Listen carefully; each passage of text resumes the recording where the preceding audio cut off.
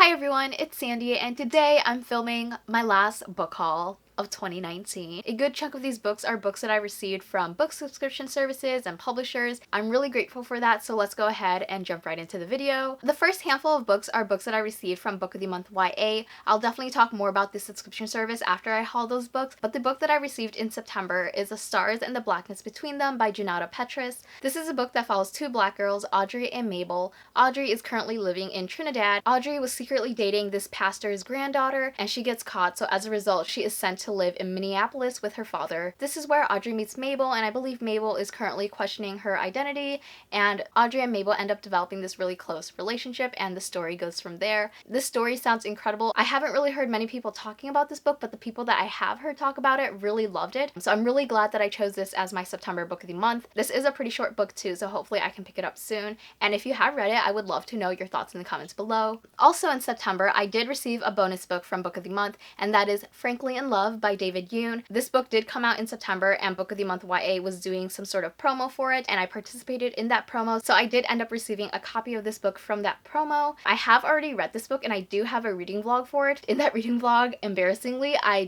bawled my eyes out, so if you're interested in seeing that, I will leave the link to the reading vlog in the description box below. This follows a Korean-American teenager named Frank Leigh, and his parents are very traditional and have expectations of him ending up dating this Korean girl. However, Frank ends up developing this crush and dating this white girl named Britt. Obviously, he does not want his parents to find out, so along with one of his childhood Korean friends, they end up creating this plan to fake date each other in order to kind of get their parents off their backs. I didn't completely love this book, but I would still recommend it. I didn't get a book in October, but in November I chose I Have No Secrets by Joelson. What I like about Book of the Month is the variety of books that they choose. There are definitely options for the most anticipated releases, and then there are books like this that I have never heard of before, and I think that's just a really cool thing. I do know that this is a mystery thriller book. I'm going to read the synopsis on the flat because it is pretty short and it doesn't give away too much information. Gemma knows who the murderer is. She knows because he told her. He thought his secret was safe because Gemma can't speak or move, but Gemma observes all kinds of things about everyone around her.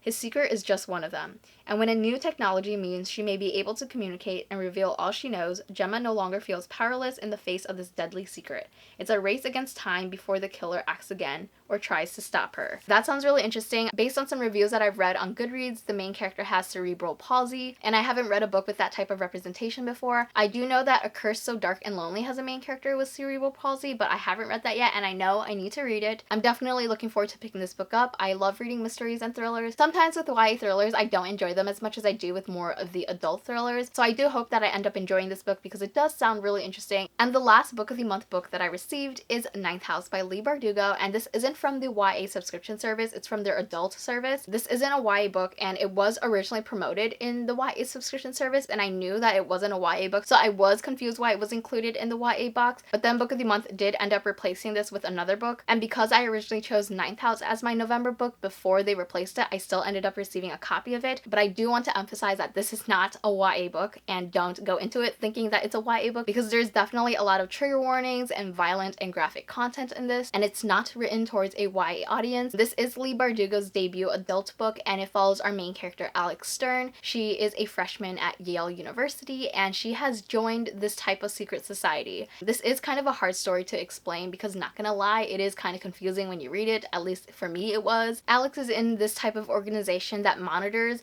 the activities of all of the secret societies at Yale. There's magic and ghosts involved, and it is very interesting to learn about, but definitely huge trigger warnings for sexual assault. There are more trigger warnings, but that's the number one thing that's coming to my mind right now. So now I'm going to give my little Book of the Month YA spiel. In case you didn't know, I am a Book of the Month YA affiliate. Book of the Month YA is a young adult book subscription service, and every month you are given 5 books to choose from, and it only costs $14.99. Shipping is free, so you end up receiving one recently released hardcover book for only $14.99, and until the end of the year, if you sign up using my affiliate link, which is linked down below in the description box, and you use the code YES5, you can get your first book for only $5, and that's such a good deal. All of the information is down below. If you have any questions, please feel free to leave that in the comments. The next book that I got is Supernova by Marissa Meyer. This is the third and final book in the Renegades trilogy. The Renegades trilogy is one of my favorites, and it essentially follows characters with powers. We have the Renegades renegades, which are known as the superheroes and the good guys,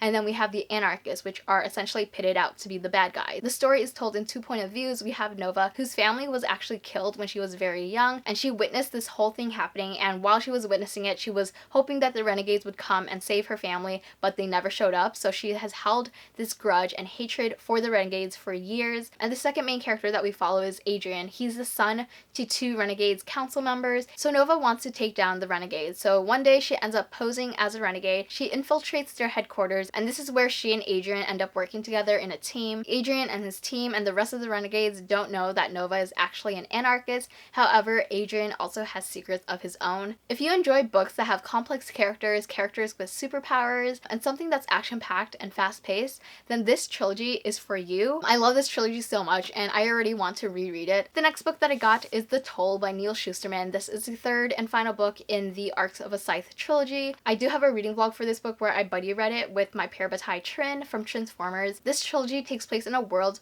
where people can't die by natural disease or by old age or whatever. The only way that people can essentially die is if they are gleaned, and if you are a scythe, then you have the authority to glean other people. The first book revolves around two main characters, Rowan and Citra, as they become an apprentice to a scythe, and it follows their journey through that. But with each book, the world expands and we're introduced to more characters and we're following more characters' point of views. So if you're interested in hearing more of my thoughts on this book, then definitely check out my reading vlog. The next book that I received was kind of a surprise because I wasn't expecting it at all, and that is Reverie by Ryan Sala. I received this unsolicited from Source Books, so thank you to Source Books for sending this to me. This book follows our main character Kane Montgomery, and he was found half dead in a river. He doesn't know how he got there or what happened, but all he knows is that his world feels different than what he was used to. All of a sudden, Kane and these group of strangers who are supposedly his friends are dragged into these different worlds, and that's pretty much all I know about the book. I do know that it did come out pretty recently. And the very last book in my last book haul of 2019 is Children of Virtue and Vengeance by Tomi Adeyemi. This is a book that I received for Christmas from Trin, aka my parabatai. This book came out early December. It's a book that's been pushed back, and it's one that I've been anticipating for a while. This cover is gorgeous and it looks so good next to the first book, Children of Blood and Bone. This book is actually a lot thinner than the first book, if you can tell,